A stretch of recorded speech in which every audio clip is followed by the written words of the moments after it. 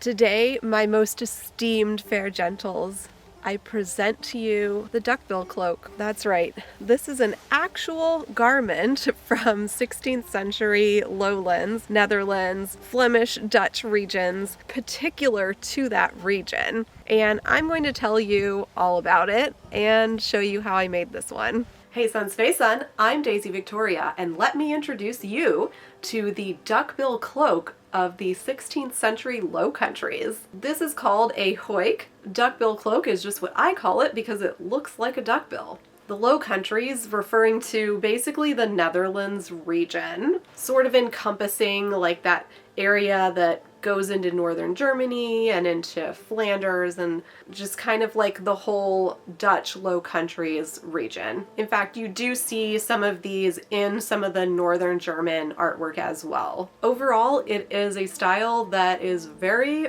representative of that region, and it is largely known as Dutch.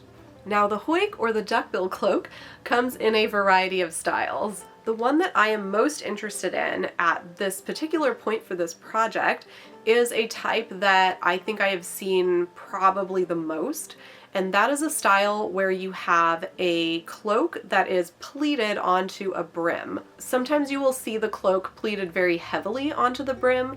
Sometimes you will see it pleated a little bit less, like less volume into the brim. There are also Huiks in paintings which do not appear to have a brim at all. And then sometimes they can get a little bit different in the shaping of the frontal area, especially as you kind of go to some of the smaller regional variations. And another note is that you typically see women wearing Huiks. There are a couple cases in paintings of men wearing Huiks, but it seems to be a largely feminine garment. There is a lot of speculation out there on like how the Huik came to the Low Countries and how it evolved into what it was. Ultimately, we're just kind of trying to tie things together, and it probably came from an amalgamation of styles from surrounding regions in that era. The Huik itself with the duckbill was pretty specific to the Dutch area of the Low Countries. I have been wanting to make myself a Huik for many years, ever since I was first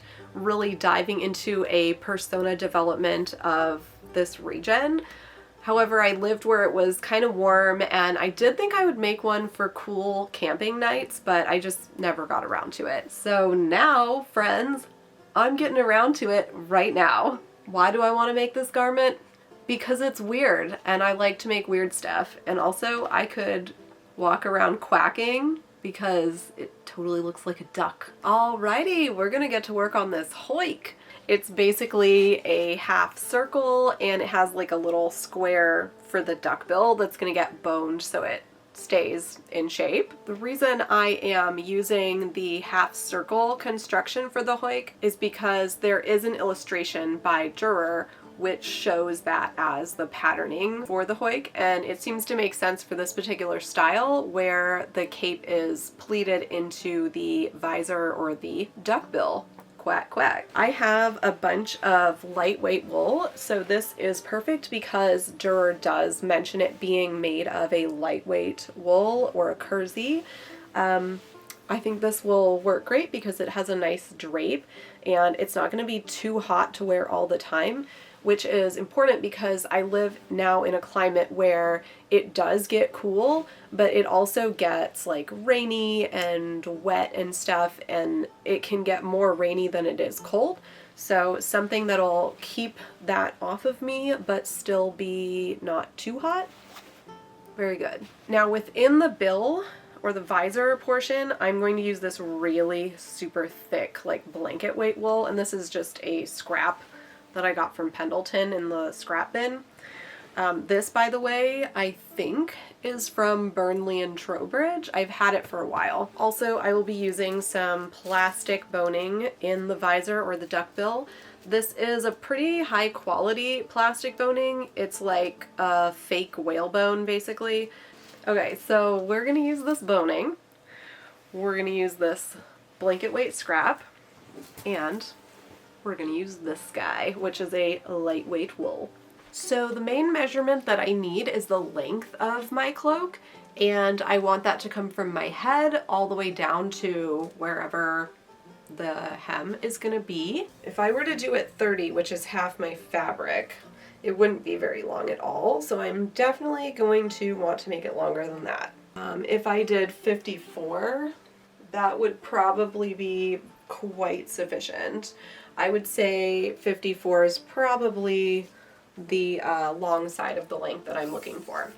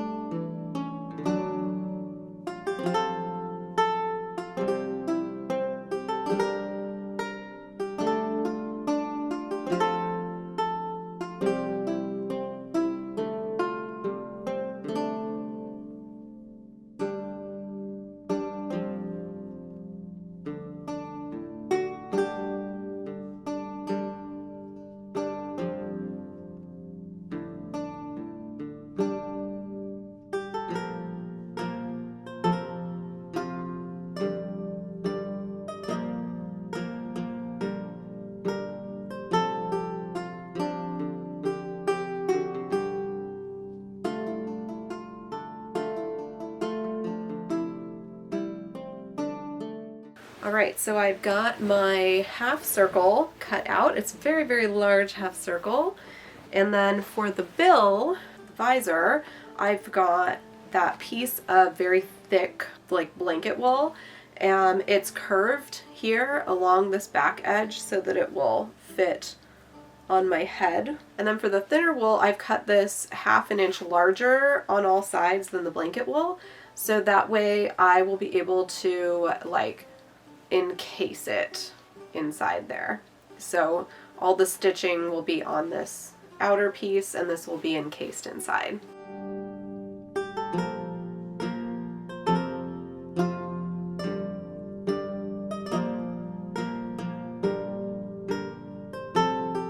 Right, so I have the visor or the duckbill all sewn boning channels. So it's 2 layers of this blanket weight wool, and I don't know how well you can see, but there are channels sewn about 1/2 inch apart all the way across there. So the boning is going to go into those channels, and then the outer casing basically is going to be sewn around it to hide all of that. So this is just the inner padding layer.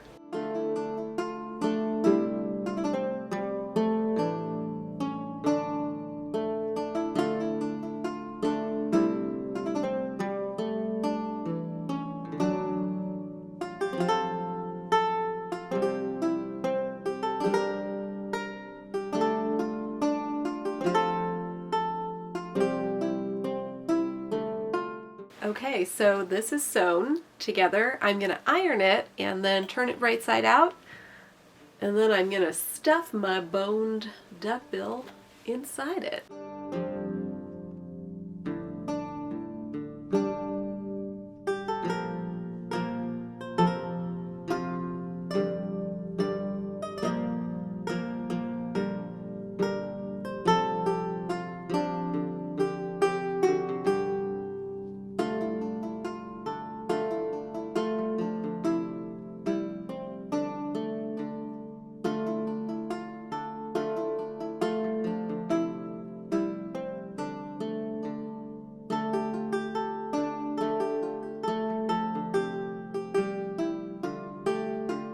Alright, so I've determined that I would like to pleat my cape onto the visor at a rate of like 3x, so like 3 times gathered in. So that means this measurement for me is 8 inches, so 4 inches on each side. I am going to measure 12 inches on each side of my cloak, and then I'm going to pleat that 12 inches into the 4 inches, so it's 3x. And by the way, I did hem the flat edge by hand. that is the edge that is going to get pleated in there into the visor. And the other edge that's rounded, I'm going to hem after, just so I can make sure that like all the length seems okay and everything. So finding the center of that, I stuck a pin in there to mark that center, and then I'm measuring 12 inches out from the center on each side. Okay, and then what I like to do too, to just like make sure my gathers are nice and even, I like to mark more than just that spot. So I'm going to find the center of that, which is 6 inches in between, and mark that as well. And then the corresponding place on here would be the center of each of these. Okay, so it's marked like that in fourths. Now, what I can do is the following. I can match these up. It's going to match up right here. This one is going to match up right here. And then this one is going to match up at the edge. Let's come in a little closer to see that. Okay, so on the other side, we are matching them up. Just like that and like that. Now from here, we need to pleat these in. So you can pleat them however you like, kind of playing with it to see what I like.